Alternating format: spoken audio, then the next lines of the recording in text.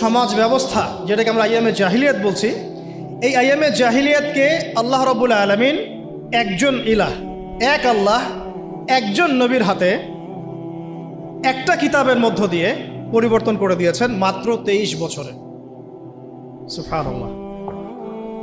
আবার বলছি, একজন আল্লাহ, একজন নবী, একটা কিতাবের মাধ্যমে আল্লাহ রাব্বুল আলামিন উইদিন 23 ইয়ার্স ওই আইয়ামে জাহিলিয়াতকে শুধু পরিবর্তনই করেন নাই, বরং ওইটা চেঞ্জ করে একটা নতুন আলোকিত সমাজ বিনির্মাণ করেছেন। বিনির্মাণ বলবো না, আমি বলবো প্রতিষ্ঠিত করে দিয়েছে, যেটার ফল এখন পর্যন্ত আমরা ভোগ করছি 1450 বছর পরে এসে।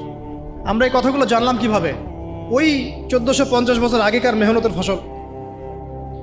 আমরা পড়াশোনা করে দেখছি যে আসলাফদের এত বড় বড় কিতাব আছে যেগুলো এখন পর্যন্ত অনুবাদই হয় নাই।